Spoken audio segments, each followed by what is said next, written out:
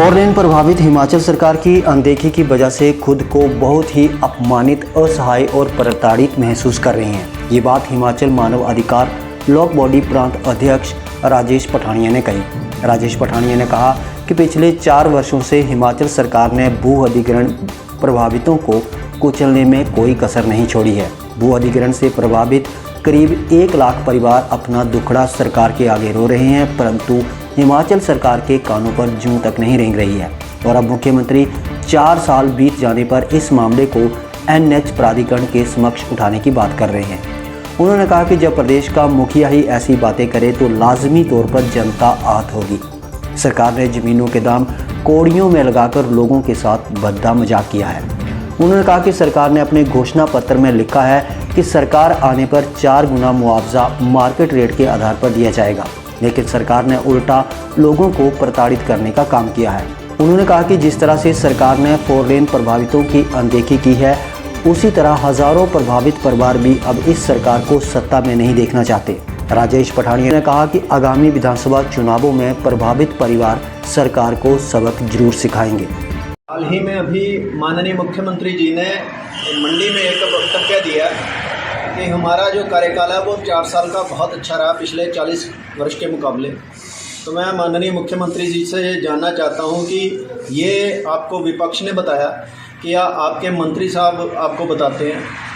आपने 4 सीटें लगातार हारी हैं और यहाँ की जो हिमाचल सरकार की जो कार्यशैली है वो इतनी अच्छी नहीं है, क्योंकि चाहे वो करणामूलक हों, चाहे वो आउटसोर्स कर्मचारी हों, चाहे वो पुलिस वाले हों, चाहे वो एमपीएस हों, चाहे वो अभी हाल में एक पीएनबी के जो हिमाचल ग्रामीण बैंक में जो कर्मचारी रखे हैं उनका संघर्ष हो।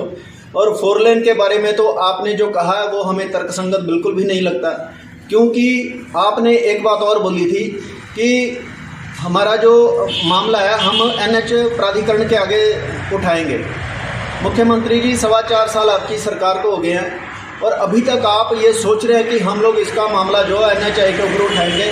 और मैं ये आपको बताना चाहता हूँ कि हमने आरटीआई डाले थे और हमें दिल्ली से ये लिखित में है कि ये सारा का सारा जो राज्य सरकार तय करेगी कि भू अधिग्रहण का मुआवजा जो आपने क्या देना है। आपने 1 लाख परिवार जो है वो सूली पे टांग रखा है और इतनी बुरी हालत में है, इतनी दयनीय हालत में है, आपके पास उनके लिए कोई पॉलिसी नहीं है।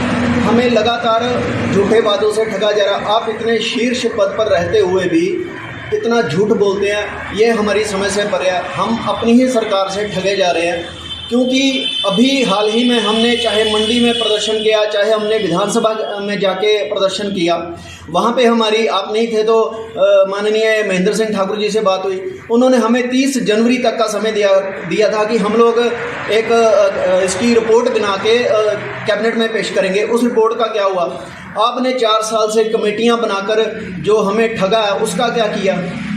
उस कमेटी की क्या रिपोर्ट रही? आपने फिर से एक सब कमेटी बनाई जिसमें 3 मंत्री लिए और उस कमेटी ने 3 वर्ष उस कमेटी वो जो कि पड़ोसी राज्यों में जाना चाहती थी, वहाँ से उन्होंने क्या रिपोर्ट लेके आए? जब आपने ही ये मामला एनएच प्राधिकरण के समक्ष उठाना था तो फिर आपने ये कमेटियों का खेल हमारे साथ क्यों खेला? हमारे आपने 4 साल बर्बाद कर दिया और हमें अब आपसे कोई आशा नहीं है। और जो आपने कहा कि मेरा कार्यकाल बहुत अच्छा है, तो मैं माननीय मुख्यमंत्री जी को कहना चाहता हूं कि जब कोई दूसरा कहे कि आपका कार्यकाल अच्छा तो वो अच्छा होता है। माननीय प्रधानमंत्री जी पूरे विश्व स्तरीय नेता के रूप में उभरे हैं, तो उनको ये लोग बोलते हैं, उनको विदेश की सरकारें, अमेरिका जैसी कंट्री, वहाँ की एजेंसियाँ बोलती हैं कि वो बहुत अच्छे हैं। वो खुद कभी नहीं कहते हैं कि मैं बहुत अच्छा हूँ। और मेरा ये मानना है कि इसमें एक विशेष बात मैं और कहना चाहता हूँ कि सरकार हमारे साथ अब न्याय करने की स्थिति में नहीं है और मैं 1 लाख परिवार अब हमारी भी आवाज़ सुनते हैं। मैं उनसे ये निवेदन करना चाहता हूँ, उनसे क्या, मैं माननीय प्रधानमंत्री जी से निवेदन करना चाहता हूँ कि कृपया हिमाचल को इतने बड़े प्रोजेक्ट मत दें, क्योंकि उसके लिए हिमाचल में ज़मीन नहीं है। और जब ज़मीन लेने की बारी आती है तो वो तलवार सीधी जो गरीब लोगों के ऊपर लटकती है, उनके घर बार, उनके कारोबार उजाड़ दिए जाते हैं। हमारी सरकारों को बिल्कुल पता नहीं चलता है कि कब एक ज़मीन के 3 अवार्ड हो गए, कब इस एनएच को उन्होंने लिंक रोड दर्शा के हमें मुआवजा देने की कोशिश की जा रही है। तो हम लोग खुद को बहुत अपमानित और ठगा हुआ महसूस कर रहे हैं। और मैं ये माननीय प्रधानमंत्री जी से एक और निवेदन करना चाहता हूँ कि कृपया अब की बार जो है, पार्टियां कोई भी बुरी नहीं होती, चाहे वो कांग्रेस हो चाहे वो बीजेपी हो, पर उनमें जो लोग हैं वो अच्छे होने चाहिए, उनकी सोच जो है वो राष्ट्रवादी होनी चाहिए, वो जनता के हित में होनी चाहिए। पर मौजूदा सरकार की जो सोच है वो जनता हित में नहीं है, इसका हमें बहुत बहुत अफसोस है। और आने वाले दिन में हम चाहते हैं कि प्रधानमंत्री जी इनके जो नए चेहरों को मौका दें, ताकि हम लोग अच्छे लोगों को चुन के लाएं। और 1 लाख जो परिवार है, जो पूरे हिमाचल की जनता से आग्रह करता हूं कि नए लोगों को आगे लेके आएं, क्योंकि जब हम इन्हीं लोगों को आगे पीछे करते रहेंगे तो हमारा जो कोई भी समाधान होने वाला नहीं है। हिमाचल दस्तक वेब टीवी के लिए नूरपुर से साहिल डडवाल। श्री राधा कृष्ण मंदिर कोटला कला जिला ऊना में परम पूजनीय राष्ट्रीय संत बाबा बालजी महाराज के सानिध्य में विराट वार्षिक महाकुंभ श्रीमद् भागवत कथा, गीता प्रवचन, संत सम्मेलन एवं भजन संकीर्तन 1 से 13 फरवरी सुबह 10 बजे से सायं 4 बजे तक करवाया जा रहा है। वहीं भव्य शोभा यात्रा का आयोजन 4 फरवरी को किया जाएगा। श्री भक्तमाल कथा श्री गौरदास जी महाराज द्वारा 1 से 6 फरवरी तक प्रातः 11 बजे से, वहीं श्री हाउ बिलाव जी महाराज वृंदावन वाले 6 फरवरी को प्रातः 11 बजे भजन संकीर्तन करेंगे। गीता प्रवचन श्री ज्ञानानंद जी महाराज द्वारा 7 से 9 फरवरी तक प्रातः 11 बजे, श्रीमद् भागवत कथा स्वामी डॉक्टर रामकमल दास वेदांती जी द्वारा 7 से 13 फरवरी दोपहर 12 बजे से शुरू की जाएगी। आप सभी इस विराट वार्षिक महाकुंभ में सादर आमंत्रित हैं। कार्यक्रम का आयोजन कोविड नियमों के तहत किया जा रहा है।